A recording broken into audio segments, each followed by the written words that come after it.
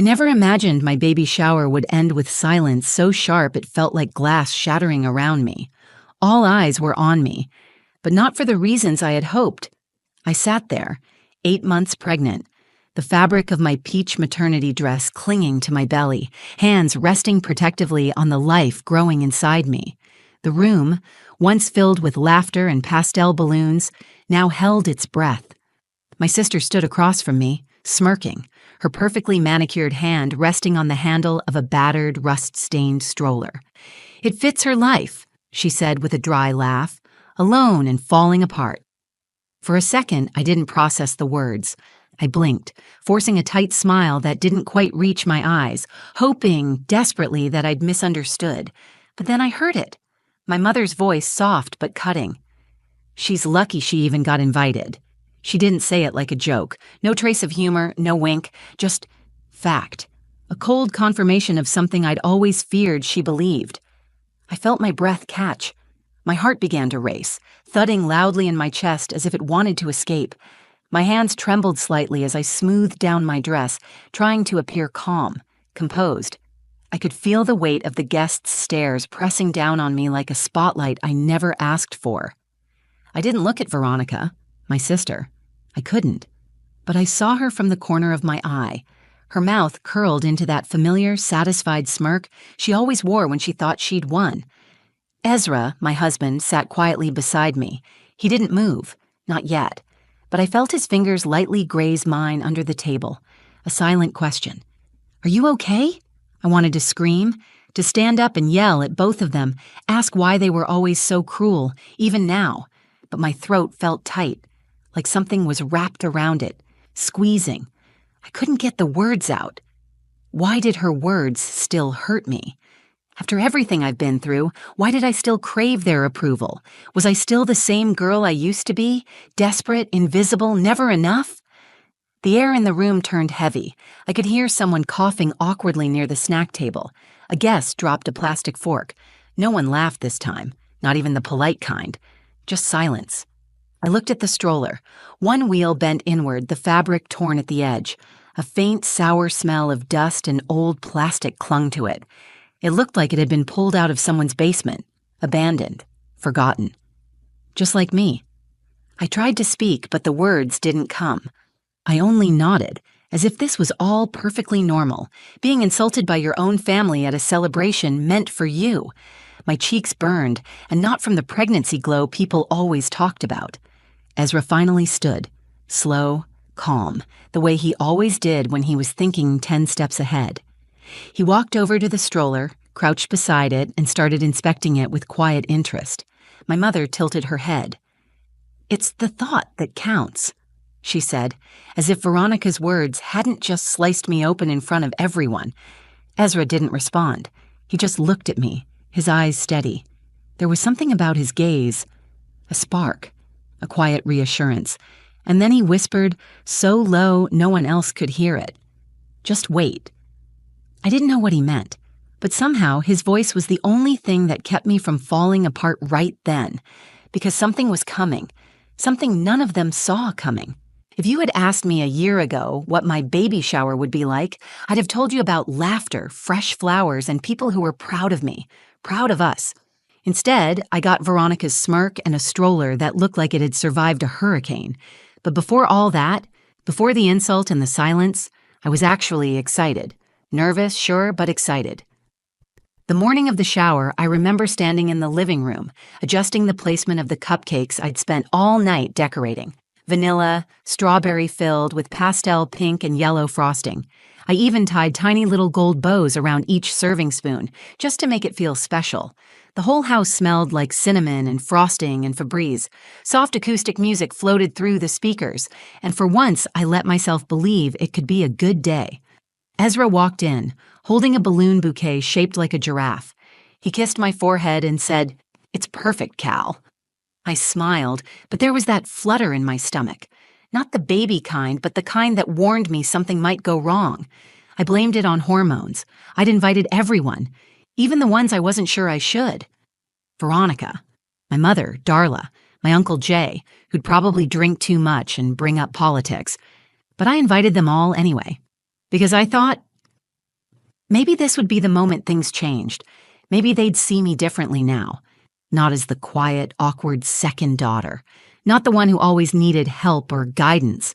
But as a mother. Someone who'd grown up. Someone worth showing up for.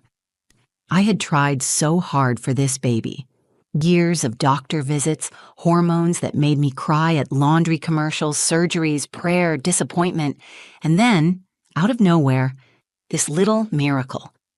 When I found out I was pregnant, the first person I told, after Ezra, was Darla. I thought maybe, just maybe, the news would spark something in her, but her response was, "Are you sure it's a good idea right now?" Right now. As if timing had anything to do with it after everything we'd been through. Still, I didn't let it crush me. I sent invites. I planned everything myself. Ezra helped, of course, but I insisted, because I wanted to be the one to make it beautiful, to prove I could. And honestly, the day was beautiful, for the first hour or so. Friends from work showed up with gifts and hugs. My neighbor brought a crocheted blanket she made herself. There was laughter, stories, people rubbing my belly like I was some kind of magic lamp. It was almost perfect. Until they arrived. Veronica walked in first, 20 minutes late, wearing heels that clicked against the hardwood like a warning shot. Her lipstick was perfect, dress designer, and her energy? Like she'd just stepped off a runway and into my small, warm bubble. Darla followed behind her, clutching a store-bought fruit tray like it was a last-minute obligation. They didn't hug me, just nodded, said hi.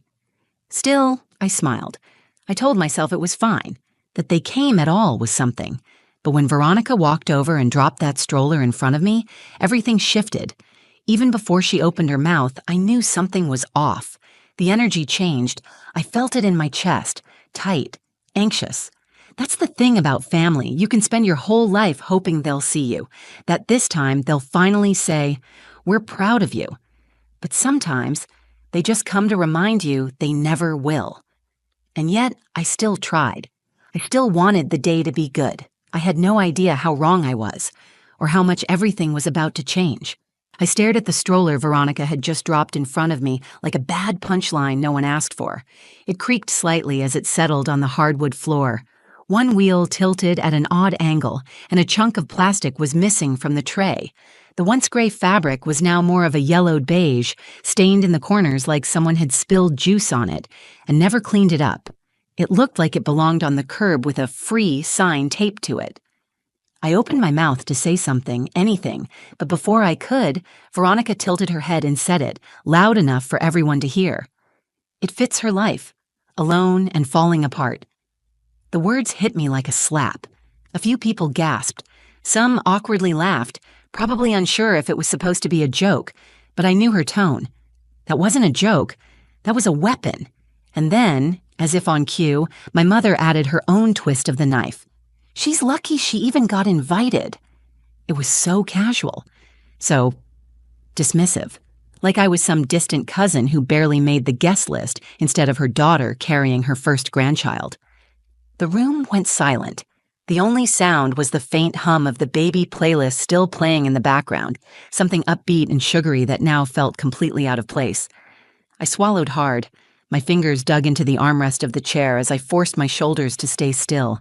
My chest felt tight, like my lungs couldn't fully expand. Don't cry. Not here. Not in front of them. I looked at Ezra. He was sitting just beside me, but it felt like the only real solid thing in the room.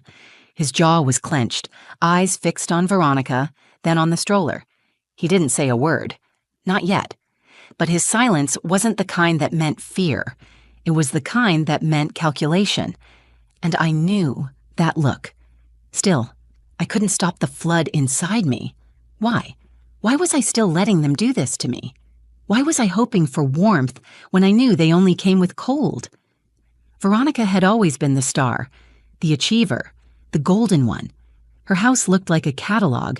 Her kids wore matching monogrammed outfits, and her Christmas cards arrived in the mail with gold foil embossing and flawless smiles. Me?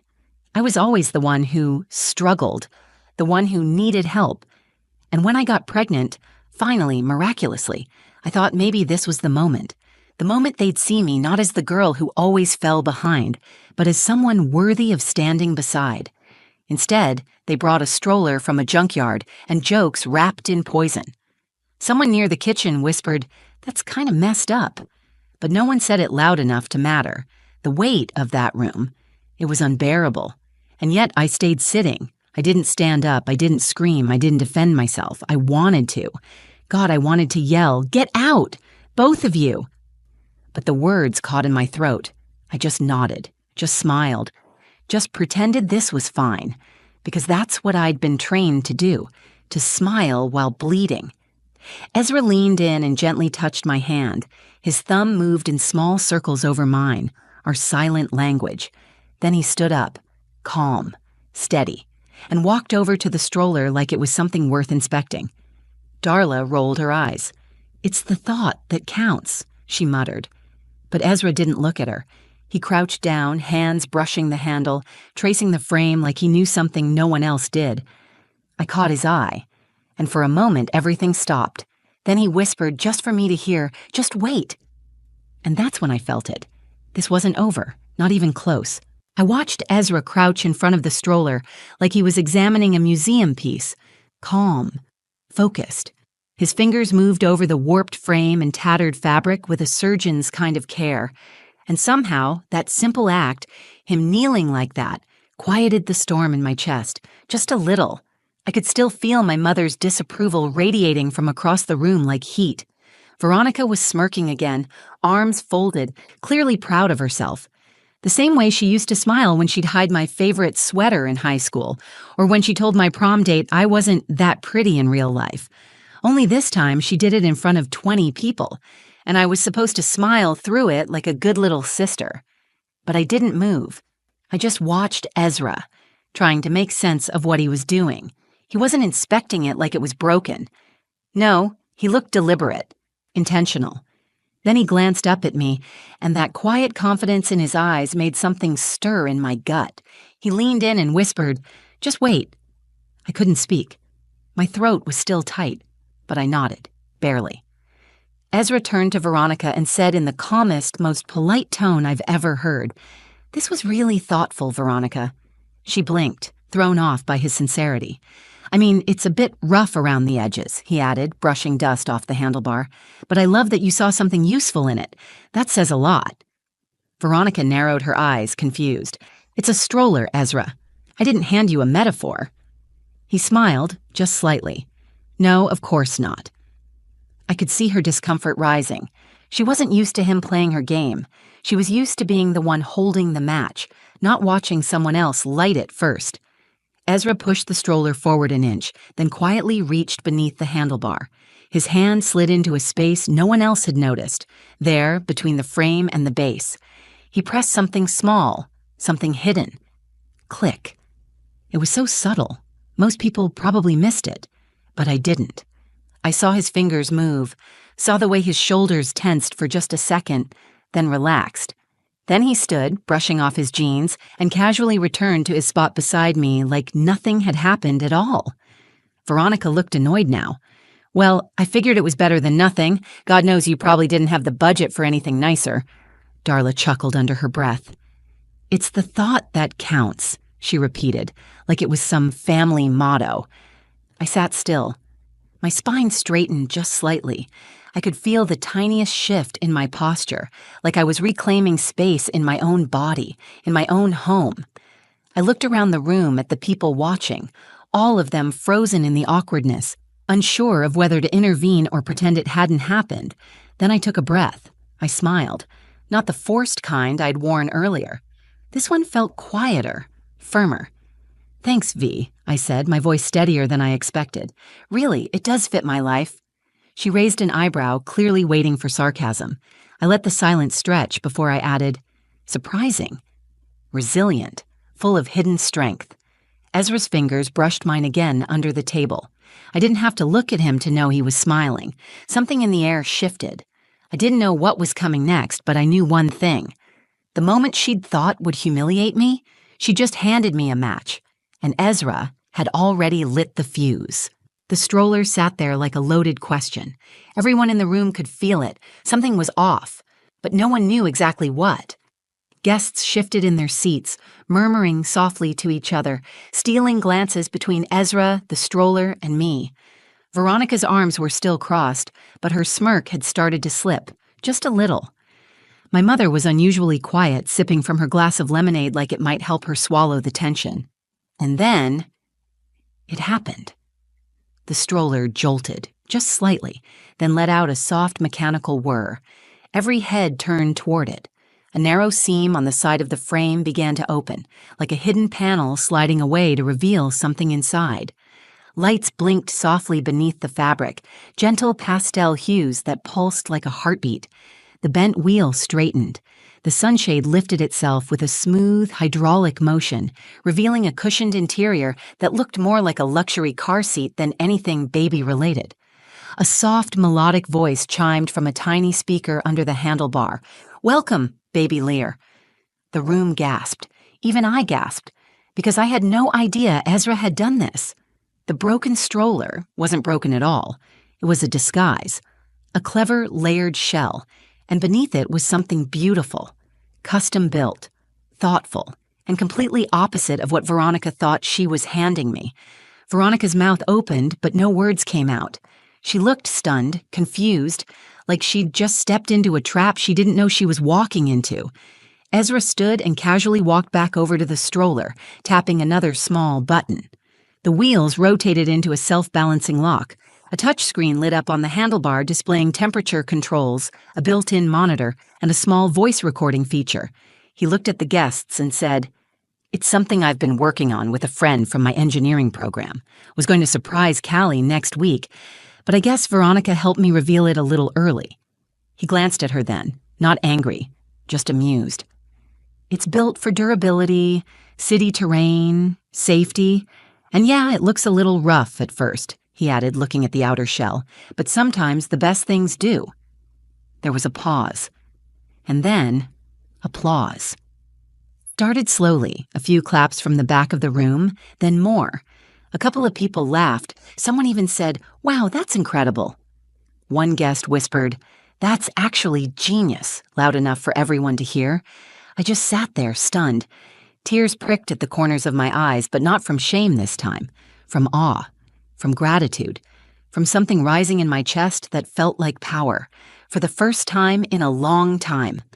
I stood up, steadying myself with one hand on the chair, the other on my belly.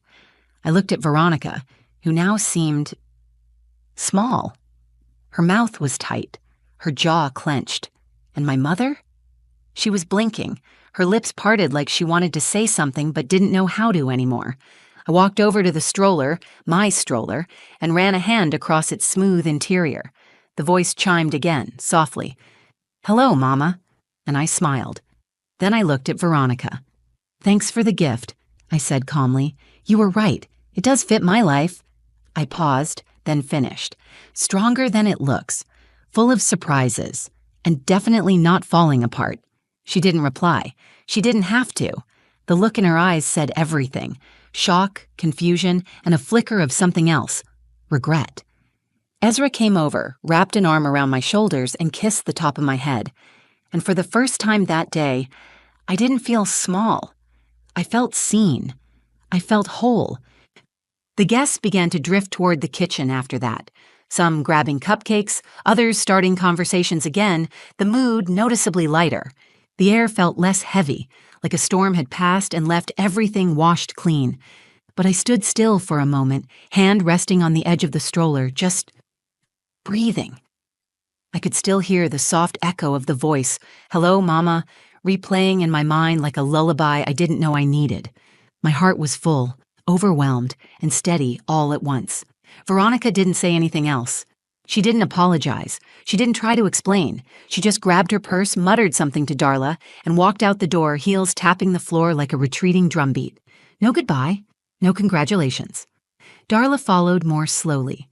She lingered for a moment at the doorway, her lips pursed like she wanted to speak, but didn't know how to speak to me anymore. Maybe because, for once, I wasn't sitting there waiting for her approval. I didn't look away. I held her gaze, not with anger, not with spite, but with something stronger. Peace. She said nothing, then left. And just like that, They were gone.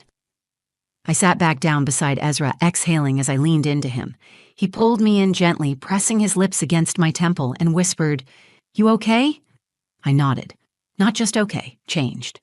I looked down at my belly, at the soft curve that held my son, Lior. His name meant my light, and he had been just that. From the moment I saw those two pink lines, he gave me something no one else had. He gave me reason. I had spent so much of my life bending myself into someone else's version of acceptable, trying to be the good daughter, the easy one, the quiet one. I'd smiled through insults. I'd laughed off cruelty. I'd mistaken survival for love. But that day, I realized something. Sometimes silence isn't weakness. Sometimes it's strength. Sometimes it's the space where your power grows quietly, waiting for the moment to speak louder than words ever could. Ezra didn't fight my battles for me. He just reminded me I wasn't alone in them. That matters. That changes everything. As the sun began to dip through the windows, casting warm gold across the nursery corner, I walked back over to the stroller. It stood there quietly, as if proud of what it had just revealed. I reached into the pocket where Ezra had hidden the activation switch. Inside was a note, folded small. It read, "For you, Callie. For every time they made you feel like less, this is to remind you you've always been more." Tears fell freely then, but not from pain, from healing. That night, long after the last guest left and the wrapping paper had been tossed in a bag, Ezra and I sat on the couch, lights dim, my head on his shoulder. We didn't talk about Veronica, or Darla, or what the guests would say. We talked about Lior, about midnight feedings, stroller walks, and lullabies we hadn't picked yet. We talked about our future, one that didn't revolve around trying to fix the past, and I made myself a promise. My son will never grow up in a home where love feels like a competition. He'll know his worth, not because he earns it, but because he exists. That's the difference. That's the legacy I choose. So to anyone out there who feels like the background character in their own story, waiting for someone to finally notice them, don't wait. You don't need permission to take up space. You don't need their validation to know you belong. You already do. And sometimes all it takes is one push of a hidden button to reveal just how much light you've had inside you all along. So, yeah, that was my baby shower. Not exactly the fairy tale I pictured, but in a strange way, it turned out to be everything I needed. If this story spoke to you, if you've ever felt like the outsider in your own family, or had to find your strength in silence, I'd love to hear from you. Drop a comment below and tell me your story. You're not alone. If you felt something while watching this, if it made you pause or think or just feel a little less invisible, please hit that like button. It really helps more people find this video and this message. And if you know someone who needs to hear this, share it with them. Maybe they're waiting for their own hidden button moment, too. Make sure to subscribe to the channel for more real stories, more heart, and more moments that remind us we're all doing our best out here. Thanks for watching, thanks for listening, and most of all, thanks for staying. I see you. I knew I shouldn't have looked over, but curiosity has a cruel sense of timing. There he was, Brent, my ex-husband, sitting across the auditorium with that smug half-smile that used to make me weak, now just made my stomach twist. His new wife, Madison, perched beside him like a perfectly poised mannequin. And then it happened. Just as Kaya stood up to walk to the stage, Brent leaned toward Madison and muttered, "She's just like her mom. Always second place." My heart dropped. I heard it, clear as day. Every syllable soaked in contempt, aimed like a dart straight at me. Then Madison chuckled, a soft, syrupy kind of laugh, fake and mean all at once, and said, "Good thing her looks came from Dad." I froze. For a moment, it felt like the world went quiet, like the air itself got heavier. My hands, resting on my knees just seconds ago, clenched into tight fists in my lap. I could feel the heat rise up my neck, flushing my cheeks. My eyes darted toward Kaya. She was just stepping onto the stage. But then, she hesitated. She must have heard them. Her shoulders tensed. That confident spark she had just seconds ago, the one she practiced in the mirror with me the night before, it dimmed. Her head dipped slightly. her lips pressed into a thin, trembling line. I wanted to scream. How dare they? In front of Kaya, on a night that meant everything to her? To us? I glanced back at Brent, who had already turned his attention to his phone, casually scrolling like he hadn't just shattered something precious. Madison was whispering to him, eyes twinkling with amusement. Their ease only made my skin crawl. Why did his words still hurt? After all these years, after the divorce, after raising Kaya on my own, after pulling myself out of the wreckage he left behind, why did a few snide words still feel like knives? Was it because deep down I'd spent years believing him, that I wasn't enough, that I'd always come in second? I swallowed hard, trying to focus on Kaya again. She stood there, holding a slim envelope in her hands, blinking quickly like she was trying to shake the sting of tears. I knew that look. I had worn that same expression the day he left. My chest tightened. I wanted to stand up, to yell across the gym, to demand they apologize, to protect my daughter like I always had. But something held me back. A whisper in my head told me, not yet. Let her have this moment. But oh God, was it ruined already? The auditorium was packed, buzzing with applause and camera flashes, but for me, it felt like we were trapped in a snow globe, muffled, distant, suffocating. Kaya's voice came over the microphone, shaky but clear.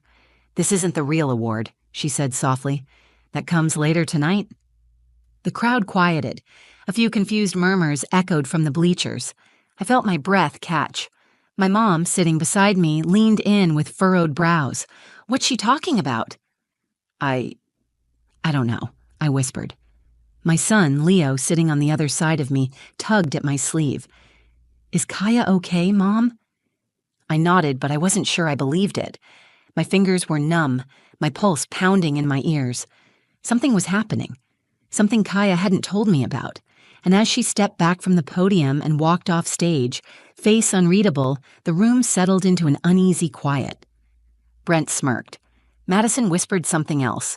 I couldn't hear it this time, but I didn't need to. The damage was done, or so I thought, because what came next, no one in that room was prepared for, not even me. The night had started out so beautifully. The gym at Willow Creek High was glowing, literally. String lights hung in lazy arcs across the ceiling, casting a soft golden hue over the rows of folding chairs. There were blue and gold banners taped to the walls, each one fluttering slightly from the whir of the overhead fans. Parents milled about in heels and ties, murmuring small talk and snapping photos at every opportunity. The kind of night where hope hung in the air, thick and electric. I had picked out Kaya's dress weeks ago, a deep green satin that complemented her hazel eyes and made her look, not like a kid, but like a young woman stepping into her own. She didn't like flashy things, never had. But tonight, she'd let me curl her hair and dab on a little mascara, just a touch. "So I don't look 12, she'd joked, rolling her eyes. "My baby, 17 going on 30. As we entered the gym, my heart swelled. For a moment, it wasn't about the years of struggle, the silent dinners, the empty bank account, the tears she thought I didn't hear from behind her bedroom door. It was just her, Kaya. The girl who stayed up past midnight studying, who read college essays aloud to our dog, Scout, for feedback. The girl who chose quiet determination over shortcuts. I was so proud I could barely breathe. My mom, Ruth, had driven up from 3 towns over to be here. She sat next to me in her Sunday best, navy pantsuit, gold pin on her lapel, gripping her purse like it held the secrets of the universe. She kept patting my knee and whispering, "She's going to do amazing. Just wait." On my other side, Leo, my 14-year-old, was fidgeting with his hoodie strings, pretending not to be excited. But I saw his eyes follow Kaya like a shadow. He idolized her, always had. We took our seats about 6 rows from the front. The school orchestra started tuning their instruments in the corner. The buzz of anticipation was almost tangible, like we were all waiting for something magic to happen. And honestly, I believed it would, until I looked across the gym and saw them. Brent and Madison. I hadn't seen Brent in nearly a year, not since Kaya's birthday, when he stopped by with a half-hearted card and a Starbucks gift card. He looked good. Annoyingly good. Pressed shirt, clean shave, that same confident slouch he used to have when we were younger. Back when I thought that kind of charm was strength, Madison was practically glowing. Blonde hair perfectly styled, heels too high for a school gym, and a laugh that cut through the noise like a bell. They looked rehearsed, like they belonged on a reality show called Divorced Dad Tries Too Hard. I sucked in a breath and looked away. Tonight wasn't about them. It wasn't about me either. It was about Kaya, her moment, her stage. But no matter how many times I told myself that, a familiar knot twisted in my stomach. It always came when Brent was near. This mix of shame, anger, and something I hated admitting. Insecurity. He had moved on, fast, built a new life with granite countertops and Instagram smiles. And I was still renting a 2-bedroom apartment and eating cereal for dinner some nights to make sure Kaya could afford test prep. Still, I forced a smile as Kaya turned around and gave me a little wave from her seat at the front. She looked confident, ready. If only I had known how quickly that would change. If only I had known what Brent was about to say, and what it would trigger in all of us. But that's the thing about nights like this. You never expect the moment everything shifts. You just feel it, like a cold wind sneaking in through a door you thought was closed. It happened fast, the kind of moment that unravels you before you realize you're even fraying. Kaya's name was called for her first award, Outstanding Academic Excellence. The crowd applauded politely. It wasn't the big one, not yet, but I still clapped like it was the Nobel Prize. She stood from her seat in the front row, her back straight, dress smooth, and hair falling in soft waves around her shoulders. She looked so calm, so herself. That beautiful, quiet confidence I'd seen so many times before, when she aced her AP Chem exam, when she gave her presentation on coral reef bleaching, even when she read her college acceptance letter and barely cracked a smile. That was Kaya, grace under pressure. And then I heard it. Brent leaned sideways, not even whispering, just low enough to avoid being picked up by anyone but the people around him, and said to Madison, "She's just like her mom, always second place." The words hit me like an open-handed slap, a dull, burning sting. I couldn't breathe for a second. Madison laughed, soft, breathy, cruel. Good thing her looks came from Dad. My jaw clenched, my fists curled on instinct. My fingernails dug into my palms, but I barely felt it. Every sound in the gym dulled. The applause, the distant rustle of chairs, even the announcer's voice faded under the weight of those 2 sentences. Kaya was already walking toward the stage, but something in her gait shifted. Her steps faltered for half a second. Her head turned, just slightly, toward where her father sat. She heard them. I knew she did. Her back stiffened. Her shoulders, usually relaxed and fluid, tensed like she was bracing against wind. When she reached the podium and turned to face the crowd, I saw it in her eyes. She was blinking too fast, just like I used to when I was trying not to cry in public. My chest ached. I wanted to run to her to tell her it didn't matter, that they didn't matter. I wanted to shout at Brent across the room, tell him how disgusting he was. How dare he try to ruin this for her, for us. But I didn't move. I couldn't. I was frozen by fury, by heartbreak. Why? Why now? Was his ego so fragile he couldn't let her have even this moment? I looked at him, at Brent, and he was already checking his phone. Bored, detached, as if this whole night was just another chore. And Madison, she was fixing her lip gloss in a compact mirror, like she hadn't just chipped at something sacred. Kaya took the certificate from the presenter with a small nod. No smile, no eye contact. She turned to the mic, cleared her throat, and said quietly, "This isn't the real award. That comes later tonight." The entire gym paused. A few people laughed awkwardly. Others exchanged glances. The principal tilted his head, confused. But Kaya didn't explain. She just stepped down, walked back to her seat, and sat down with her chin held high. Even from 6 rows back, I could tell her hands were trembling. Grandma Ruth leaned toward me. "Is she okay?" I don't know," I whispered. Leo looked up at me, wide-eyed. She sounded mad. "Is she mad?" I didn't answer. My mind was racing. Something had cracked in Kaya, but it hadn't broken. It had shifted. And as I glanced at Brent, who smirked like he'd won something, I realized something else. He had no idea what he'd just set in motion, and neither did I. Not yet. Kaya didn't say another word after she sat down.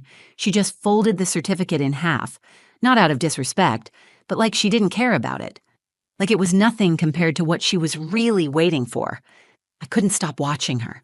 She wasn't blinking much now, just staring straight ahead, her posture stiff and focused, like she was holding something inside, something heavy. And the only thing keeping it from spilling over was sheer will. My mother reached for my hand and gave it a gentle squeeze. "Let her handle this," she whispered. "She's her mother's daughter." I swallowed the knot in my throat.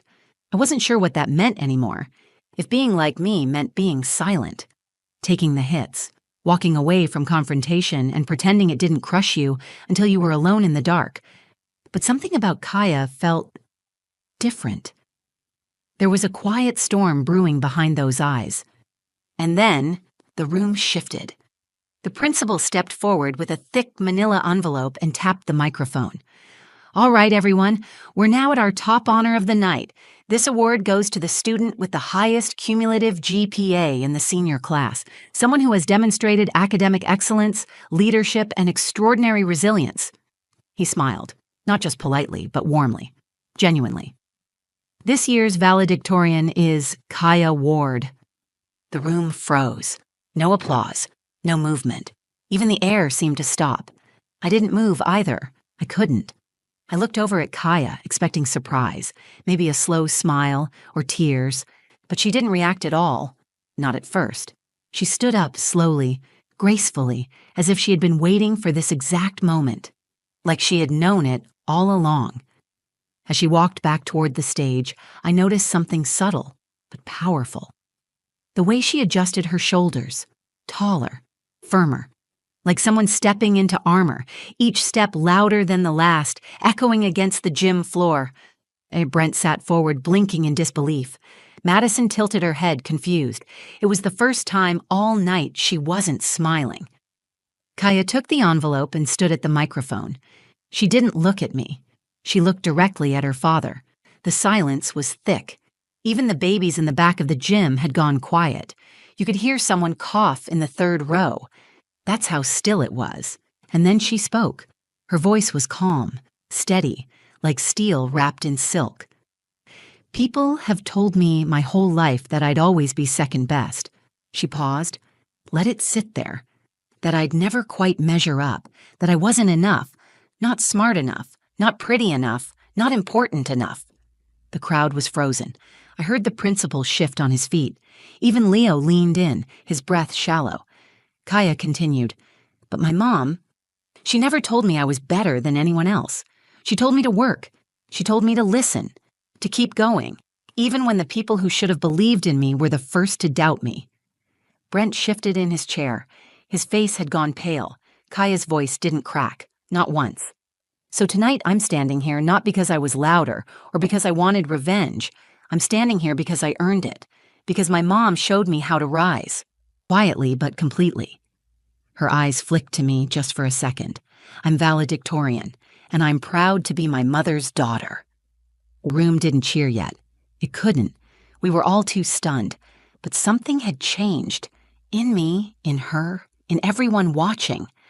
Kaya had just taken back her story, and she did it with fire in her veins, and my last name on her lips.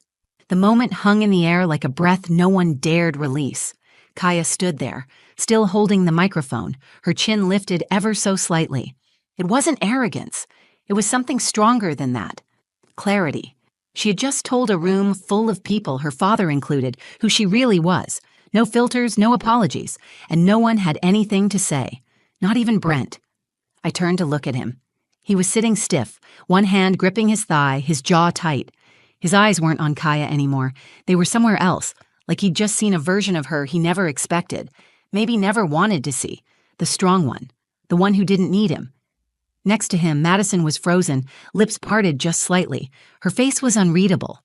For the first time since I'd known her, there wasn't a trace of that smug confidence she wore like perfume.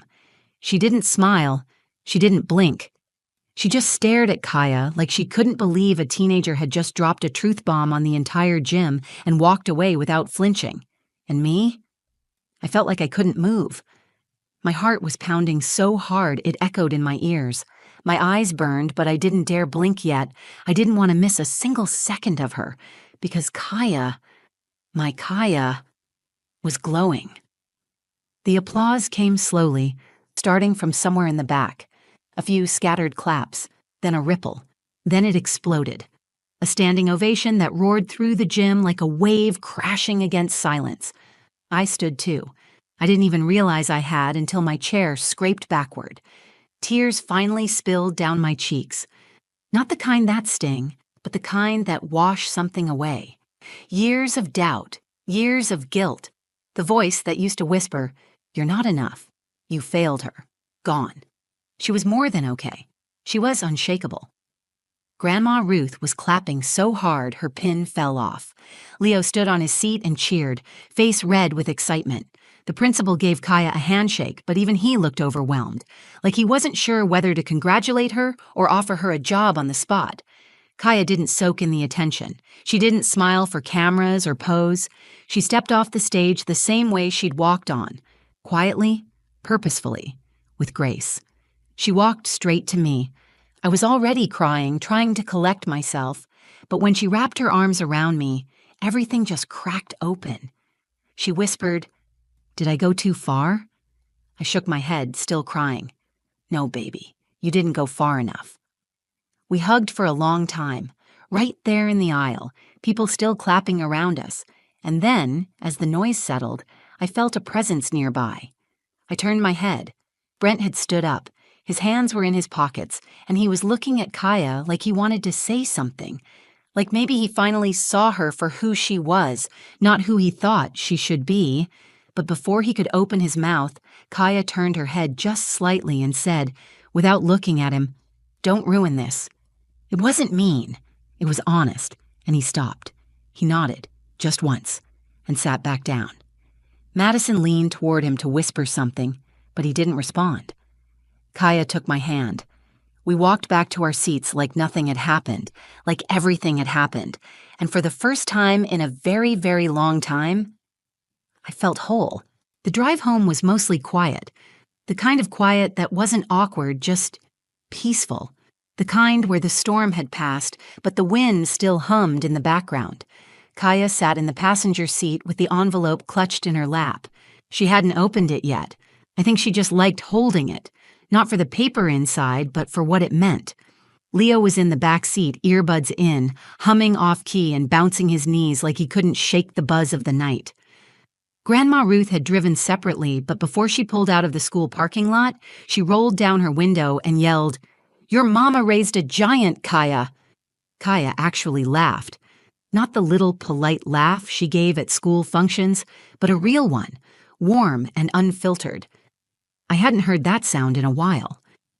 When we finally got home, she followed me into the kitchen and leaned against the counter, still in her dress, still barefoot from the second we walked in the door. She was quiet for a minute, then said, "I heard him, Dad." I didn't say anything right away. My instinct was to rush in with comfort, to shield her, but something told me to just listen. I heard everything. When he said I was like you, always second place. And when she laughed, I met her eyes. They weren't angry, just tired. Tired of pretending it didn't sting. "It hurt," she admitted. "Not because I believed it, but because he did. He really thinks I'm less because I'm like you." I nodded slowly. "I used to think that too," I said quietly. She looked at me, surprised. I spent years wondering if maybe he was right, that I wasn't ambitious enough, not strong enough, that if I had been more beautiful, more assertive, more something, maybe he wouldn't have left. Maybe he would have respected me. Her face softened. But he was wrong. "I know," I said. "Now I know." She took a deep breath and smiled, the small, private kind. "That speech wasn't just for him, Mom. It was for me. I needed to say it out loud. And I needed to hear it," I said, my voice catching in my throat. We stood in the kitchen a while longer, the hum of the refrigerator, the quiet creak of the floor beneath us. Everything felt still, settled. Kaya finally opened the envelope. Inside was the official letter naming her valedictorian, along with a full-ride scholarship offer from Stanford. something we didn't even know she was in the running for. She handed it to me. I want you to hold on to it. I wouldn't have gotten this without you. I held the letter like it was made of glass, but what she said next hit me harder than anything else that night. You showed me how to be strong without having to be loud, how to stay kind even when people don't deserve it, and how to stand up, not with fists, but with truth. Tears filled my eyes again. This time, I didn't fight them. That night, I watched her fall asleep on the couch with Leo curled up beside her, his head on her shoulder. The letter rested on the coffee table, a soft glow from the lamp hitting the Stanford crest. And I realized something. You don't have to scream to change the story. Sometimes the loudest thing in the room is a girl holding her head high and a mother who taught her how. And that's our story. If you've ever been made to feel small, overlooked, or like someone else got to write your ending, I hope this reminded you that you hold the pen. That strength doesn't always shout. Sometimes it stands quietly, tells the truth, and lets the silence do the rest. If this story moved you, if it made you feel something, please give it a like. Share it with someone who needs to hear it, and drop a comment below. I'd love to hear your thoughts, your own story, or even just a word of encouragement for other parents, daughters, or anyone who's been through something similar. And if you want more real, raw, and honest stories like this, go ahead and subscribe to the channel and hit that little bell so you never miss what comes next. Thanks for being here. We'll talk again soon.